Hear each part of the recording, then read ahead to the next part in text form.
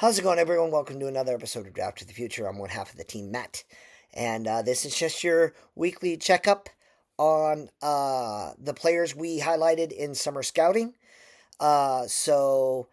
Indiana was off, a couple other schools were off. Sam Leavitt's still injured. I don't know if I spoke about this or not, so I just want to cover it. The news came out that he's um, exploring transfer portal options.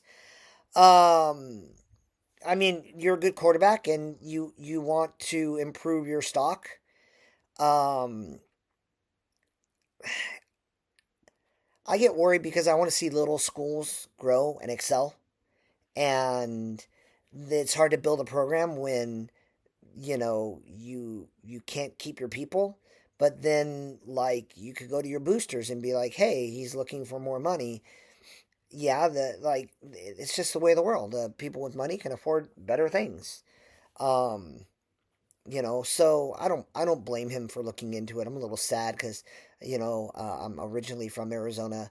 I have some ties to Arizona State, and I would have been overjoyed for that. But if he gets a shot at, like, an SEC or um, uh, uh, Big Ten school, like, I don't know what I could say to him. Um, I don't know what they would be because you're looking for a place where you can go and elevate them. Most of the big schools have plans at quarterback. Uh, would they change those plans for someone of that caliber? Maybe. So we'll see, because he might decide, like, yeah, I've explored. I have a right to explore. I might choose to stay here. So it's all interesting thoughts, but I at least wanted to address it because I did scout him. I do think highly of him. I am excited about what next year brings. We'll take a look. But Jordan Tyson is off the injury bug.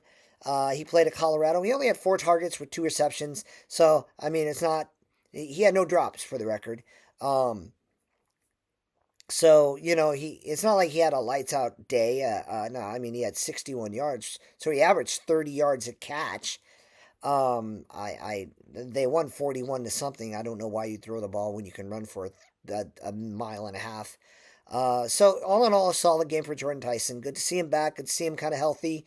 Looks like he played roughly 8, 9 games.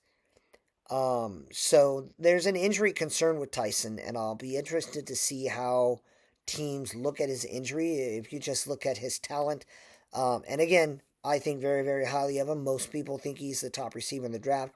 He might be I've heard some people mock him at number 2 or number 3 overall. Um, just his talent base, and again, I think he's talented. I don't have him ranked that high.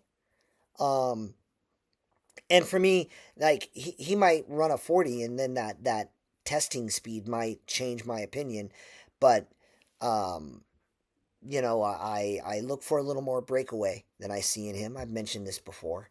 But at least he came in, was out a few games, back in the game. Arizona State still has, albeit a small chance, they could still get to the title game and then win the title and get in the playoff. We'll see how that works out. But all in all, I'd honestly say I'm very proud of Arizona State staying ranked, staying relevant, even while losing their starting quarterbacks. So it's really just good to see him back in the game, and then we'll see how he plays going forward. Caden Green played.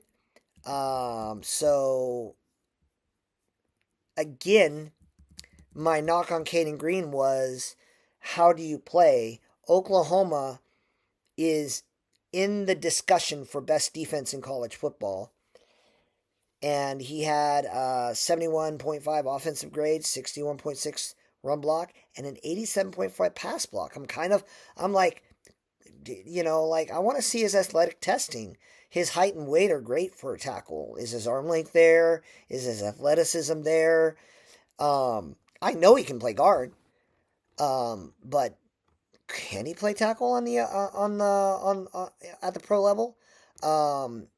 I challenged him, not like he heard me, but my challenge was play well against good teams, and he's turned in some. His worst game was a solid game against a good team. So respect, props. He's done what I, as a self-proclaimed evaluator, have asked him to do, and he deserves recognition and consideration. He's probably a top 100 player, especially if you're looking at him as a guard. And we'll kind of look at it from there. But well done to him. Missouri didn't get what they wanted out of it, but he wasn't a part of the problem. He's only allowed 2 sacks all year. And then a total of 7 pressures, and that's in 331 pass blocks. So that's respectable. Eric O'Neal, he had the privilege of playing Ohio State. You're playing Ohio State, you're like, oh, I'm just happy to be on the same stage as you.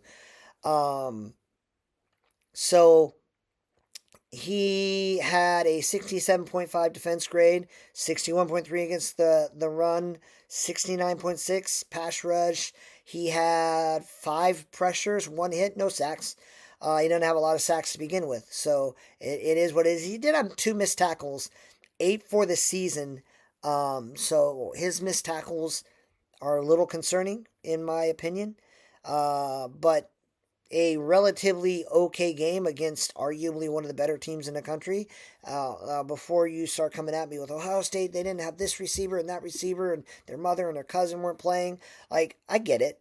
I'm just looking at one player and how he played against the team, and I gotta be honest, I think Ohio State's second string could be a top 12 team. That's how highly I think of them. So when this player plays decently against that team, I'm still equally like, it wasn't special, but it wasn't bad. Alex Harkey did not have a great game. They played USC. USC is an okay team. That game didn't hold up. I genuinely thought, just to call it like I see it, I genuinely thought USC was the better team, and Oregon proved me wrong. All due respect, props to you. You were right. I was wrong. And I don't have them as high as 6, I don't think, on my rankings, but they're definitely a playoff team. They've earned their spot.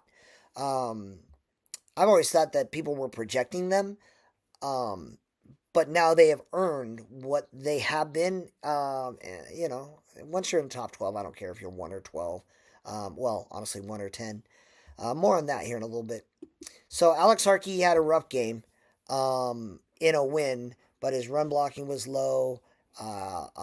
He had a big chance on a big stage, and his numbers did not shine the way I would have hoped for him.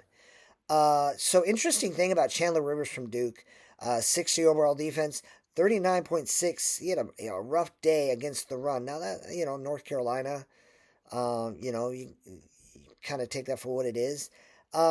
Coverage wise, he's allowed 72% of the targets that he's been on, but he's still only allowed 383 yards and 1 touchdown. So, his yard per reception is like, it's kind of weird, because normally when you're a corner and you're allowing all those receptions, like, it's a poor reflection, and that is like, there's evidence of it in his overall numbers. But when you dig in a little bit, he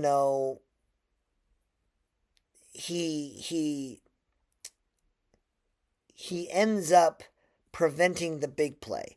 He's got 2 picks. He's only allowed 1 touchdown, and that was I think it was a 56-yard reception. Is the longest reception he's allowed, and even that wasn't a touchdown. I'm looking at it. So the 1 touchdown he's allowed, the longest it could have been, just looking at the data, was 30 yards. And that was on a game where he allowed 4 catches. So he's see, I'm going to use the word scrappy because I think it's a compliment, but most people aren't going to hear it that way. Man, this is a guy I would be happy if he landed on my team. Now, dude, first round? No, I can't go there. But if I'm there in the 3rd round and he's staring me in the face, I don't let him out of that. So what he's been doing this season is different, but it's still very good. Because, yeah, sure, he's allowing receptions, but he's still getting the ball. 2 interceptions isn't the greatest season ever. But, there are a lot of corners who never get any interceptions. He's still got upside as a pass rusher, like blitzing off the edge. So he's playing differently, but it's still an effective manner of play. And I think that's actually going to help because he's proving I can play this way or I can play that way. So whatever you prefer out of me as a performer, I can do that. All right. Tanner Kazoil, what he had? He had two catches on 4 targets. Nothing huge, nothing special. It wasn't a great day. So you know he didn't have. Let me double check.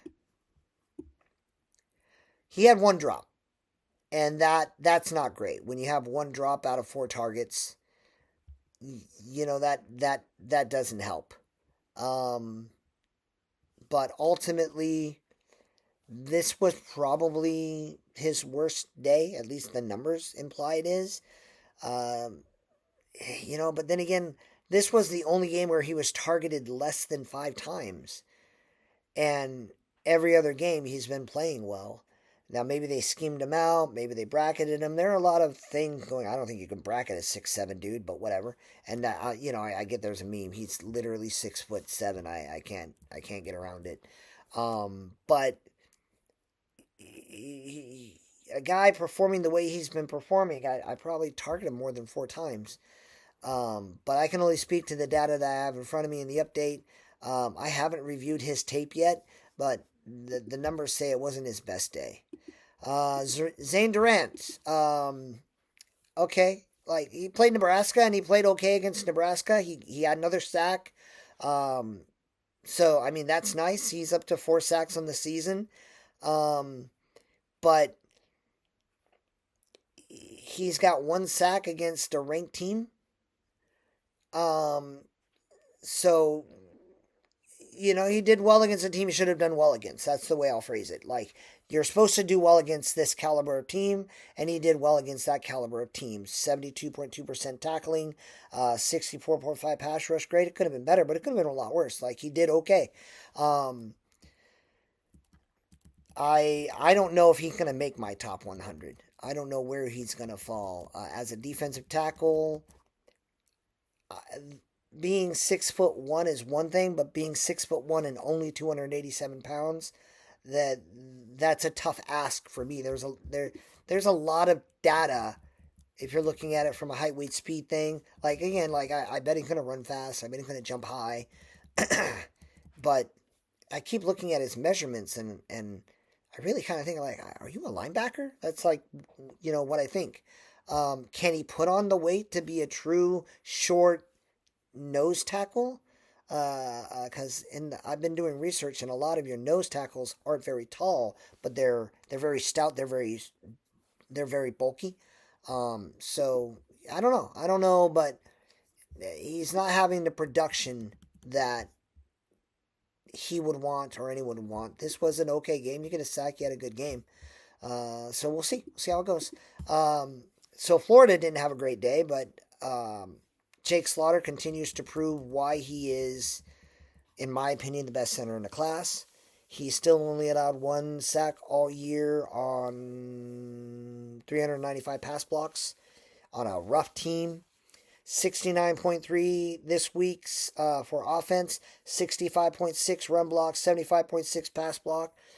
I'm convinced now he does have 7 penalties, so that's not the greatest thing in the world.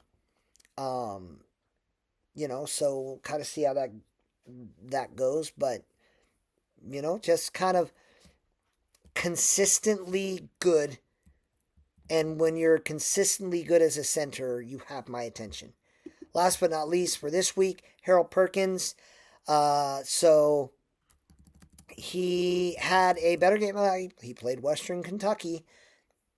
You're gonna have a good game against a team of that caliber when you're a team of LSU's caliber. How is LSU gonna do against Oklahoma? I think that you could really spoil someone's playoffs. We'll see how that goes. But he only had 3 sacks on the season. His coverage grade, to be fair to him, his coverage grade was better. His coverage grade has been progressively increasing. So maybe that's the sign of him turning a corner in terms of coverage. He, if he redshirted, get one more season in and really get that star position figured out, and you could climb into the first round or come into the NFL and you know work your way into the system. Like the talent, the physical tools are all there. Um, just just took a while for all this to come together. For to compare him though, Harold Perkins is 6'1", 222 pounds.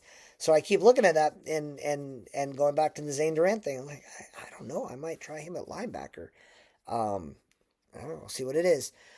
So he had a better day, and because I've been talking about it lately, his coverage was better. He was targeted 4 times. Now he allowed 3 receptions, but he only allowed a total of 12 yards. That makes a lot more sense. He's had a couple picks over the end of the year. Is the improvement he's been showing in coverage going to improve his overall stock? I don't know where I'm going to land with him as my grade. To me, your developmental guys are day 3 guys. When I'm looking at someone and you're that special, let me see his production, let me see his athleticism. That can have an impact. Um, but I must note early on, I was kind of really hammering his coverage ability, and since A&M, he's started to progress in a good way in that sense. Interestingly enough, his pass rush grade over that same time period has progressively gone down. Now, it hasn't gone like into the pit of doom or anything, but it is something I've noted. He's still like against Arkansas, he had 5 missed tackles. Uh, so I that one bad game shouldn't condemn anyone. Um, but to me, I'm seeing a guy who's figuring it out, and this you wanted this to be the year where he has figured it out. But he had that injury year. If he could go back, I would encourage that. Like my opinion matters to anyone, but that's what I would do. But if he comes out, like he's going to be a very tempting prospect. So that's kind of where I'm falling out. So that's my update. As usual, I rambled. I'll just touch on, and I know I'm going long, but I'll touch on it. They got Miami at 12 now, and on one hand, I'm like, well, see, then if they get replaced by another ACC team, there's a reasonability to that until you go into the Notre Dame conversation. If Pitt beats Miami, I no longer have any concerns because now Miami has a third loss. As long as they're two-loss teams, then head-to-head should matter. So I've been communicating on Twitter, and some people are like, "Well, you just, like I don't, my like I love Syracuse. I went there as part of a photography program. I didn't attend it for 4 years. It gets complicated. I went to Syracuse for a year for a photo program. I loved it there. A lot of my favorite players are from Syracuse. I think of Syracuse as my favorite college, my favorite university, with Arizona being a relatively close second. Um, so, and yeah, 70-7. I don't have any personal bias. Like I'm like, no, we're a bad team. Like, let me know when we're a successful team. Last year was kind of a fever dream, in my opinion. If two teams have the same record and those two teams played, the head-to-head winner should be ranked above that team. I don't care if it's Notre Dame, Miami. I didn't care when it was Miami, Louisville. I would have put Louisville ahead of Miami. I did in my own rankings. You can look at my social media and track it. That's kind of where I stand. If Notre Dame is in, Miami should be in as long as they have the same record. If Pitt beats Notre Dame, I'm like, well, now I'm done. Um, there's a part of me that can swallow it. Well, they're an ACC team that couldn't get their conference game, let alone win it, and they're being replaced by a team out of their better conference. It kind of soothes the pain. Not like not the real pain. It kind of takes the edge off until I'm like, yeah, but then there's Notre Dame, and I get it. Notre Dame, Jeremiah Love is a Heisman candidate. He might even be a Heisman favorite. I agree. If you ask me who's playing better, Jeremiah Love or if the question is who's pound for pound the best football player, I'd say it's Jeremiah Love. Notre Dame's playing dominantly. These are all true statements. I won't argue any of that. But what I can't get over is, yeah, but they lost. They lost to Miami. And, Oklahoma should be above Alabama. Indiana should be above Oregon, although the Indiana's still undefeated. Like, if that, so that gets me to where I'm gonna take the next step. What are you gonna do, committee, if Texas beats A&M and Michigan beats Ohio State? Now, there are some people who are going to want to pretend that this argument doesn't even bear consideration. You don't necessarily have to do it. Like, I would love to live in a world where you watch the games and the games on the field matter, but there's Notre Dame at 12. There's Notre Dame and Miami sitting at 12 behind them. So, right now, we're a bunch of guys in a room, but how are you going to handle that? Like, I'd be here to see how they clean that up. Because you took Alabama all the way down to like at risk because they lost to Oklahoma. Are you really going to take the team that's been number one for like ever, except for like week one? Are you really going to knock them down? How are you going to do that? A&M, same thing. But I kind of think, because I noticed Michigan and Texas creeping up the rankings, and I'm like, well, these rankings tell me they're at least thinking about, like, okay, what are we going to do? Like, how are we going to handle this? It might not happen if I were to make a declaration. I would be surprised if Michigan won. I expect Texas to win. I really do. I could be wrong. I expected USC to win. I was wrong. But that's my expectation. And a one-loss SEC team, do you punish them for losing to a 3-loss Texas?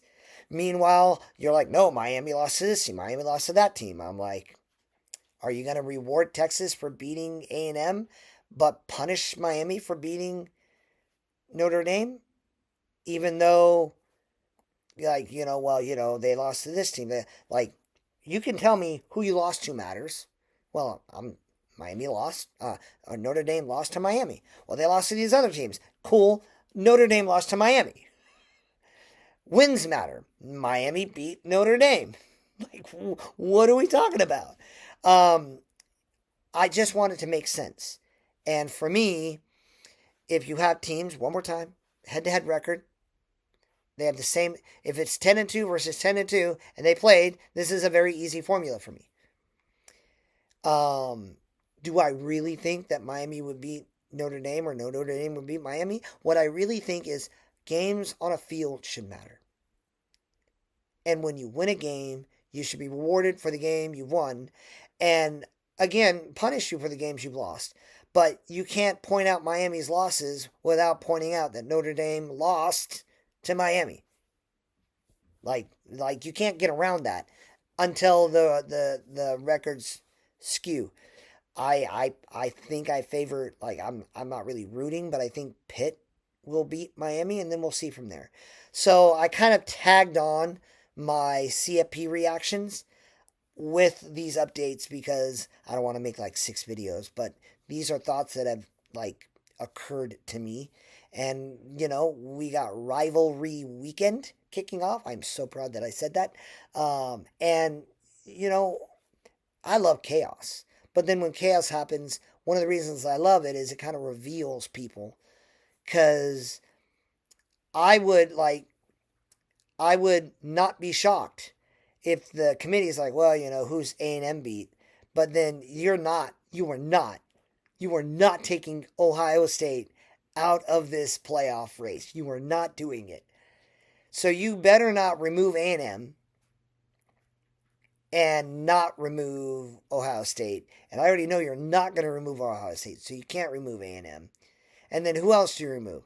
Are you like, well, Texas has 3 losses, but they beat A&M. And I'm like, yeah, then let's go back to Miami, because you're going to put a 3-loss team in a playoff?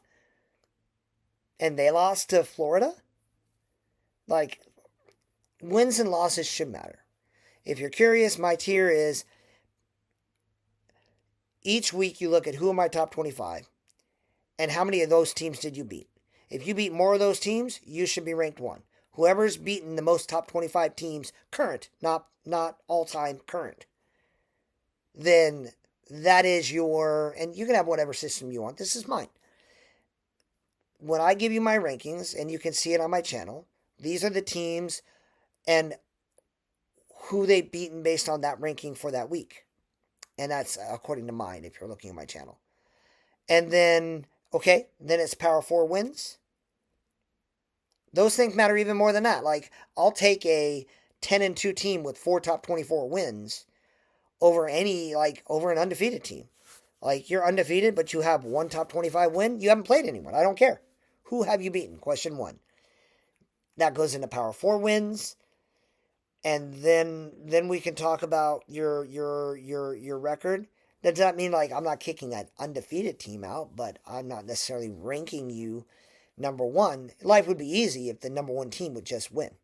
So those are all the thoughts that I put into it. I'm always going to be the one who rambles, but that's kind of what I'm thinking. So I wanted to share those thoughts. Hope you enjoy your Thanksgiving. Hope you enjoy your day. We'll see you around. God bless. Happy Thanksgiving. See you around.